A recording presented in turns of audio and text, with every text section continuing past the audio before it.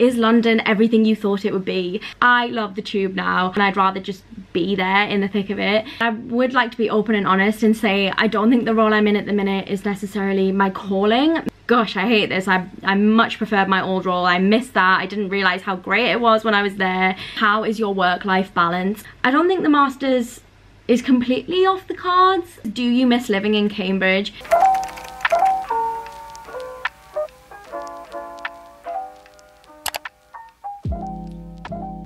Hi guys, welcome back to my channel. Emma here. And you know what? I've just realised this is the first video that I'm filming in the year of 2022. So welcome to my first video of the new year. And what more apt video to film than my life update Q&A. Before I actually get into any of the questions, I'd like to take a moment to say I am so sorry for how late this video is coming, because I literally think I asked you guys to submit questions over on my Instagram in about November, and now we're in January 2022 and I'm just sitting down to film it now. But I guess I've had more time to adapt to the job and my new city and my new house and my new friends, so there's probably more to tell now than there was a couple of months ago. But I am sorry for how late this is, and I'm just managing to find a spare minute to sit down and talk to you guys now. Thank you so much to everybody who submitted questions to me. I have written them all down on this notepad. I'm going to break this video up into themes just to make it a little bit easier to follow all of the questions. So themes like relationship or Cambridge and university and London and my new job. So you can sort of skip ahead to the bits that you're most interested in if you want, or stay for the whole video to find out how my whole life is going since I moved out of my family home, graduated from university and started my job in London. So with that said, let's get started. So the first section revolves around moving out. I figured this was a really good place to start because, you know, this was where my big life change began. As some of you will know if you've been following my vlogs and my big life update videos, I have moved to London or thereabouts for a new job, and I've been there for literally like 4 months now. I'm currently home at the minute for Christmas, but I do plan on going back in maybe a week or so, just over that, we'll see, depending on how COVID's going. But the first question is, how are your flatmates, and do you like your housemates, and have you made new friends? I would say the people I'm living with are super lovely. I've been really lucky. I would say it's definitely a bit of a lottery moving in with people you don't know, but my company did like create a group chat for all of the new grads that would be starting in September. So we met on this group chat, we all realised we were looking to live in or near London, and we all found this 4-bedroom house together and moved in together. And I have been so lucky because they're all really lovely people, all from different parts of the country, different walks of life, but just super friendly. Like, I feel like I've been so lucky, and mostly very clean, which I am really lucky to have because I cannot live with untidy housemates, so definitely lucked out there. In terms of have I made any new friends in my job as well, so on top of the friends that I'm living with in my house, I've made so many new friends in my new job that I meet up with outside of work as well, which I think is the sign of a good friendship because they're not just work colleagues, they're actual friends that I meet up with at the pub after work's finished, or in London for dinner, or at house parties. Like, I've just met up with so many different people. One thing I would say, it's not like school or university where I feel like I've got a big clique of friends or a big group of friends. It's mostly like pockets of different people that I've met through different experiences at work, and they don't necessarily know one another that well, or like, I don't know, form a group with my other friends. But I don't really mind that because I like having these little pockets of different friends in different places that I feel like I have made because of who I am as a person, and not just because I'm like tagging along as part of a bigger group but don't really know people that well. I like to think that the individual people that I meet up with for lunch, dinner, brunch, pub, whatever, are friends with me because of me, which is really nice as well. The next question is, any tips on moving out and missing home? Now, I would say it's definitely better for me answering this now than it would have been a few months ago, because I was loving my job, loving life, loving London in the first few months because it was new and exciting, and it wasn't until I kind of settled into the job a bit more that I really started to miss home, and I was really struggling. I was crying a lot and ringing my family a lot. But I think the tips I would give if you're missing home is if you can, just go home. I wish I'd hopped on a train for a long weekend or something and just popped back to say hi. Like, I know that's not possible for everyone, and I was kind of like, oh, it's a 4-hour train journey then, 4 hours back, and £100 worth of train tickets, and I talked myself out of doing it and was like, nah, just make it till Christmas. And I wish I hadn't just pushed myself to make it till Christmas, because I really needed to see my family. If you can't go home or you choose not to, like I did, definitely ring your family as regularly as possible and be open and honest about how you're missing home. And in those times where you're feeling down, maybe try and work out why you're feeling down. Is it because you spent a lot of time alone in your room lately, or you haven't spoken to your family recently? And I think you can kind of solve these problems by, you know, ringing your family or filling that time that you spend on your own with other people. I think when I was really down and missing home, I decided to go visit my friends in Cambridge, and I decided to go visit my boyfriend in central London. So just surrounding yourself with people when you're missing home is kind of like a taste of home in a way, because it's a taste of familiarity. And I think what I was really missing alongside home was that familiarity of a place that was comfortable, like home that I've always been in, around people I feel comfortable with, because it is draining being in a new city around new people that you're still getting used to and getting to know, and you've always got to be like switched on and positive. Whereas in certain environments and around certain people, I definitely feel like I can switch off a bit and relax and let out my full emotions. So yeah, that's my advice for moving out and missing home. The next questions are about London and lifestyle, or the London lifestyle specifically. So the first question is London everything you thought it would be? And my answer is no, it's even better than what I thought it would be. You guys will remember from I think my life update Q&A, I said to you I was really scared about moving to London. It's never something I'd wanted to do. I didn't want to stay in the north necessarily, and didn't want to stay in Cambridge anymore, but I didn't really want to move to London. It was too big and vast and quick for me. And since moving there, I bloody love it. I love London. I'm so annoyed at myself that I didn't consider it sooner and that I'd written it off before I'd even tried it, because I am in love with the city. I'm in love with the transport system. Everything is within like tube or walking distance. The social scene is amazing. There's so much to see and do. I'm never bored, and that's just something I've never really had at my fingertips before. Even when I was at university, it was still really small and walkable or cyclable, and once you'd seen the whole city, you'd seen it. Whereas with London, it feels like I'm discovering something new every time I go, like in central London or to lots of small pockets around London, and every place is just so different. Like, I think my problem before is I was kind of looking at London as just one place, like one big London. It's all the same, it's all scary and busy and dangerous, or whatever ideas I'd had in my head from my family or the media or whatever. But every little part of London is so different. Like, I might go to a really posh, quiet, fancy area, and then the next time in a really edgy part of London at a underground jazz bar, and the next time standing outside Buckingham Palace, and just everything is just so different. Like, you can't look at London as one whole place. You just need to visit lots of little places to get, I don't know, a sense for the different vibes of these places in London, if that makes sense. So yeah, London's definitely surpassed my expectations. So the next London focused question is, have you been able to master the tube? Is it difficult? You guys would have remembered in my life update Q&A, I told you how absolutely terrified I was of using the tube. But kind of on the back of what I've just said, I love the tube now. I never would have thought I'd say this. If you told me a few months ago, Emma, you're going to be hopping on and off the tube and going wherever you like, I never would have believed you.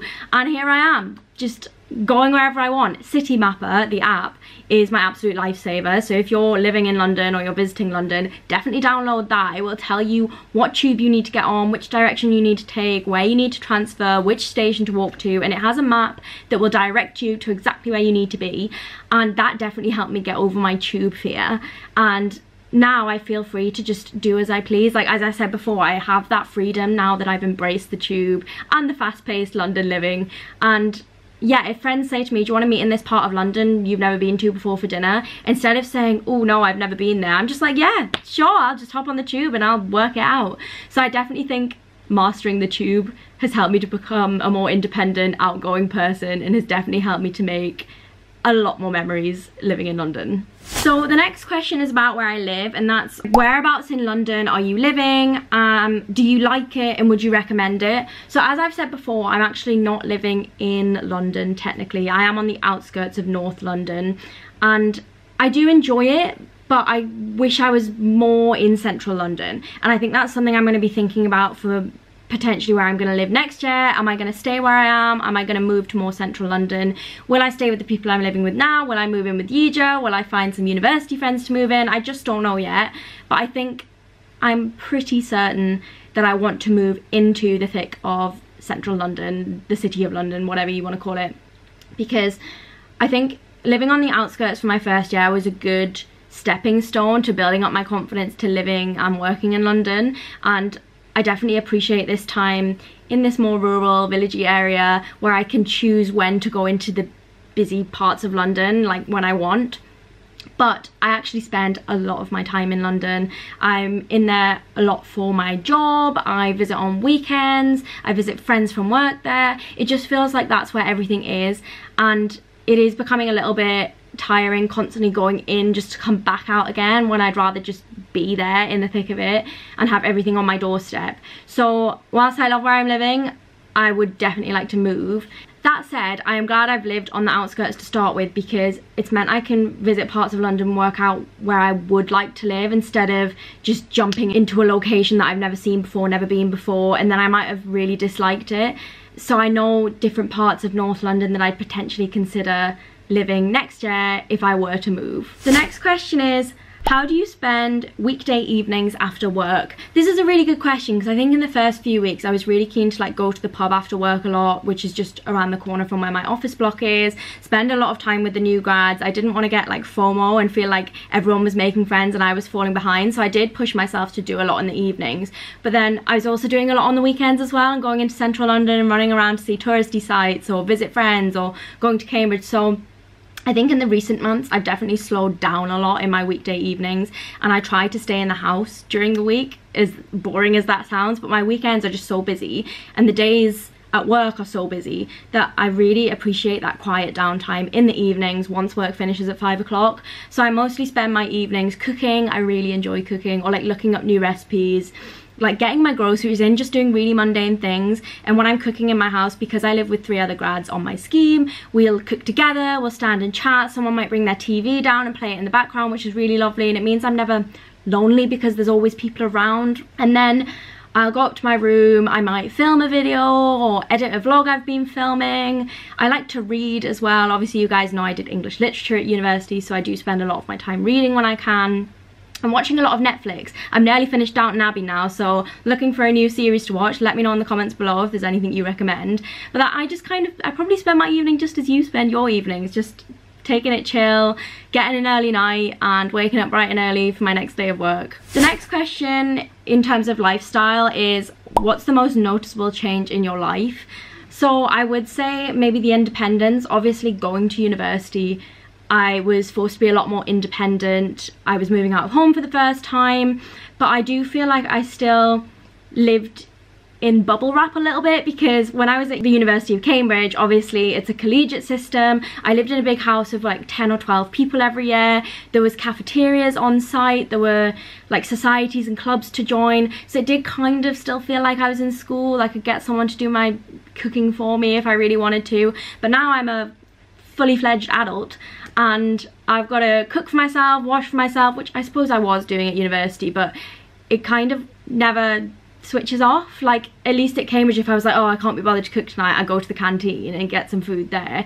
But for me, it's like I've always got to be thinking a couple of steps ahead, like when do I need to get my laundry done? Will that be dry on time so I can wear that to work? And what time do I need to get the train to commute into my job? And there's no one there to tell you to do it like there is at school, or no one there to push you to meet your deadlines like there is at uni. Like it's on me to get to work on time and get up in the morning. It's up to me to book my train tickets and make sure I don't miss the train. It's up to me to make sure my fridge is filled so I can cook a plentiful dinner at night, like things like that. But on the flip side, it means I have the independence to do whatever I want. I can go wherever, I can manage my own time however I want, and that's just so freeing. And I definitely think that's the best part about being an adult now. Like I could do what I want. Like on my weekends, my time is my own. I don't need to sit and write an essay or do some research and make sure I submit my essay to my professor or whatever. Like I am in charge of my own life now, and that is just, that's so exciting and scary, but exciting. So I think on the back of that, I'll move on to my next theme, and that is the job itself. I actually had a lot of questions about the job, and I feel like I can definitely talk a a lot more openly about it now. So the first question is, how were the first days of your new job? Obviously this probably was more relevant when you first submitted it back in November, because I'd started my job in September, but it's kind of good to reflect on the first few days or the first few weeks, first few months now, like now that I'm 4 months into the job, because I think I forget how much progress I've made since I started, and I make mistakes and I think, God, I'm so rubbish at this job, or I'm not doing very well, or how did I mess that up? And I can be really, really harsh on myself. And I just need to say, hang on a second, Emma, you've literally been in this job 4 months. Look at where you were 4 months ago, where you didn't know what any of this terminology meant, you didn't know how to use any of the software or systems, you couldn't engage in any of the conversations on Teams or Zoom or whatever, and now I understand all of this stuff, and I'm like, wow, I've learned so much in such a short period of time. Like, remember where you started, because that's so important. Instead of being so critical about what I'm doing wrong, I should maybe praise myself more for how much I've learned and how much I've come on. So yeah, those first few days in the job, I would say I was very excited and open-minded. A lot of it was just training, to be honest, and sort of an introduction to the company and my role. Now it's definitely a lot more technical and I'm really into the throes of it. I'm in a routine, I know my specific jobs I need to do now, and I'm actually doing proper work that has a real impact on the company, whereas I think at the start I felt like I wasn't really adding much and I was just sitting there quietly a lot listening. But you kind of do need that time to just sit, listen, take it in, learn, before you can dive in head first and really get stuck into the work. But yeah, I've definitely come a long way since those first few days and I'm feeling great about it. So the next question is, do you like your new job and did you make new friends? I guess I've already covered the friends part, but in terms of do I like my new job, I would definitely say I'm thoroughly enjoying my new job. I'm having a really great time. I'm learning new things, I'm learning new skills. Every day is different. Like, one day I might be in the office collaborating with colleagues, the next I'm on a site visit at a factory watching our products being made, the next I'm doing a food tasting session in the kitchens with chefs, then I'm at a depot seeing how our products are loaded and taken out to shops. And it's kind of mad, the world I'm living in. I'm getting a full experience of the whole business end to end, I'd say, and I'm really enjoying that aspect of it. That said, I would like to be open and honest and say I don't think the role I'm in at the minute is necessarily my calling. Maybe that's just because it's my first role in the business and I have nothing to compare it to, and I might go away to a different role next year because my scheme is rotational. So it means I start in this role, next year I'll move on to another role, and then when the scheme's finished after the 2 years, I can then choose to stay in that role or maybe move on again. My company definitely encourages moving around, gaining new skills and a breadth of experience while you're still young and able to learn and kind of soak everything up like a sponge. So maybe it's just that I have nothing to compare it to, and I might move to a different role next year and go, gosh, I hate this. I much preferred my old role. I missed that. I didn't realize how great it was when I was there. And I think obviously when you're new and you're still making mistakes, you kind of think, oh, am I really good at this? Is this for me? So you do have doubts, and I think that's natural. That said, I am loving the job. I'm loving the role, but definitely keen to see what else is out there and if my skills are best placed here or maybe somewhere else. And I think that's just something I will learn with time and experience. And the final job question is, how is your work-life balance? And I would say I definitely have a great work-life balance. I'm really lucky. I have heard horror stories from other grads who are overworked, they do late hours, they're not paid for their overtime, they wake up in the morning stressed and run to work as early as they can and leave as late as possible, and I have not had that experience at all. I'm really lucky in that sense. My company has a very good culture. They encourage you to take your 1 hour, I think, wellness hour at lunch, that's what they call it. They ensure that you do log off at 5 o'clock. Obviously, if you need to stay and there is something really pressing, you can, but you know, they're very keen to make you just do your 9 to 5 and look after your well-being and your mental health, and I'm really appreciative of that. I would say my work-life balance is so much better than at university. I've said to you guys before, I just worked while I was at university, and now it actually feels like I have free time to do what I want and gain life experiences, try new things, meet new people, and you know, push myself out there, which I didn't necessarily do before. And I think that's why I'm loving working so much more than university.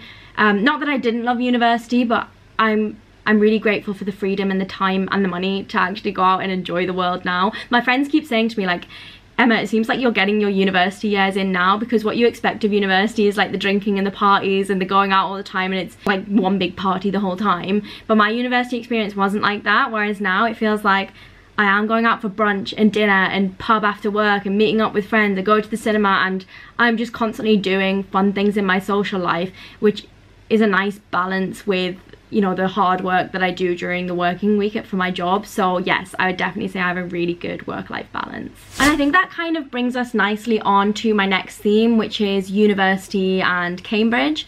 So a lot of you guys wanted to know whether I'd missed my time at Cambridge or made the right decision in going into work. So the first question is, why didn't you do a master's degree at Cambridge University? And I actually did consider doing a master's, and I really thought that's what I wanted to do.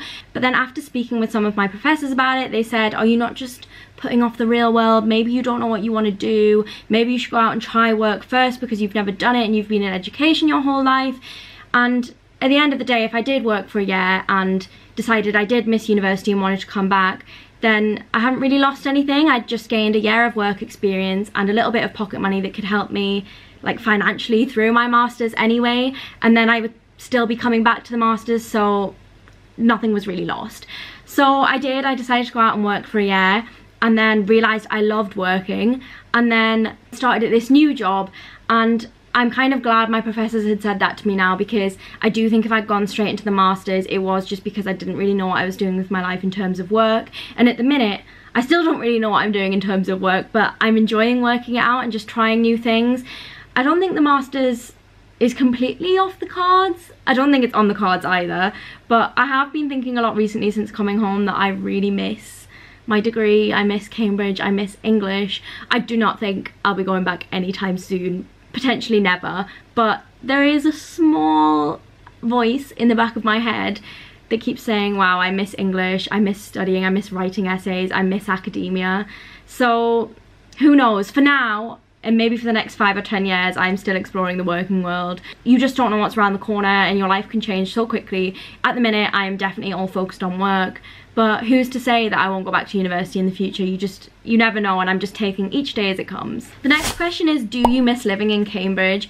And the answer to this is kind of yes and no. I really miss Cambridge all the time. I miss my university memories, my friends, where I lived. I love the city. It's like a second home to me. So yes, I do miss living in Cambridge. That said, in my last job, I did spend 6 months living there as a full working adult rather than as a student, and I found the city very small and a little bit boring after those 6 months, because I kind of seen everything there was to see, whereas as a student it felt like there was a lot to do because I didn't have much free time. But as an adult, when you have 2 days a week off on your weekend, you know, once you've seen it, you've seen it. And I found that I had literally seen every single corner of Cambridge and there was nothing more to see. And I did feel like I was ready to move to a bigger city and try something different and new and exciting, and that's what London is for me. But I definitely miss Cambridge, especially right now. I'm really missing it a lot lately, and I keep thinking, oh, should I go back? Should I do that masters? But at the minute, no, it's all about the job and London. And I think for me, I just see myself in big cities at the minute, maybe London now, and maybe I'll move abroad in the coming years and try big cities in different countries. Like, that is so important to me. I just want to travel and live and gain life experience and try new things and just not settle at the minute, because I don't feel like I found the city for me yet or the job for me yet, and I feel like your younger years are all about working that out. So for now, it's just take each day as it comes and try new things every day. And the final Cambridge University question is, don't you miss being more intellectually stimulated like you were at uni? Now, the person who sent this question in did kind of add a little bit more to say, not that your job isn't intellectually stimulating or anything, just do you miss that educational environment? And I would definitely say yes, because the kind of intellectual stimulation I got from being at Cambridge is very different to what I have in my job now. I would still say my job in itself is very intellectually stimulating. I'm doing a lot of things with data and Excel spreadsheets, which I've never done before, and it's such a big, steep learning curve for me, and every day is a challenge. I'm learning to get my head around numbers and speak confidently about value and volume and profit and all of these strange terms that I've never really had to talk about before. So it's definitely intellectually stimulating in that sense. But in terms of academia, like, I'm not getting that intellectual stimulation in my life anymore, and I really do miss it. As I've said, I miss literature and poetry and talking about rhythm and meter and rhyme, and all of those fun things that I loved about doing my degree. So yes, I do miss the academic environment and academia itself, because being in the real world just isn't like being at university, where you're in an academic institution filled with, you know, some of the cleverest people in the world talking about concepts that have never been discussed before, and writing books and giving lectures on the newest ideas and the newest theories and literature and things. So yeah, I do really miss that. That said, there's nothing to stop me going away and reading essays if I really wanted to and writing them in my spare time, but I think I would be pretty tired if I was trying to do that in my spare time instead of just relaxing. But as I've said, who knows, maybe I will reconnect with English at some point later in my life. But for now, I'm finding different forms of intellectual stimulation in my job. And the final section of this video is about my relationship. So a lot of you guys were really keen to know how my boyfriend and I were doing. I'm sure some of you will have seen him in my vlogs. His name is Yija, go check those videos out. But a lot of you wanted to know how we were managing with our relationship now that we're adults and out of university. So the first question is, how are you handling your relationship with Yija? Are you long distance now? Actually, funnily enough, we're not long distance at all. He lives in central London, as I've said, and even though we're living separately because we both got offered our jobs at different times, so like the timeline of it just didn't work out for us moving in together, I needed to move to London sooner and things. Even though we're living separately though, we see so much of each other. I see him every single weekend. Every Saturday morning or Friday night or whatever, after work's finished, I will go to London, see him, crash with him for a long weekend. I'll not just see him though, I will like go out and visit friends as well, or see university friends at the same time. But it does mean I see a lot of him, so yeah, we're definitely coping fine. Like, we see so much of each other. Sometimes I do just go and stay with him for an extended period of time. Like, I might work at his for a little bit. So it's going really, really well. Like, it's obviously not like at university where we were living together all day long, but I'm so blessed to have such short distance between us that I can't just hop on and off a train or a tube and be with him in like 20 minutes, which isn't the case when he's like in Malaysia, for example, and there is something like an 8-hour time difference and he's on the other side of the world and like a 13-hour plane ride away. So I'm very lucky that we are both kind of in a similar sort of proximity. We're actually on the same train line, so it's a direct train to his house, and you know, it couldn't be more ideal really. The next question is, how often do you see your boyfriend now that you're living in / near London? As I've said, it's pretty much every weekend. I mean, obviously sometimes we do like to have our time apart and he wants to see his friends and I want to see my work friends or my university friends. But I definitely think it's like a healthy balance of seeing enough of each other but also having lives outside of each other. So yeah, we mostly work in our own places during the week, but we always make time for each other on the weekends. So that wraps up my life update Q&A. This is going to be a ridiculously long video, so I hope you appreciate the big long life update. I hope splitting it into sections makes it a little bit easier to break down and watch if you can't watch it all in one go. Again, thank you for submitting all of your questions and being so patient waiting for this video, and I hope you're having a wonderful start to 2022. Happy New Year, guys. Thanks for watching. Bye.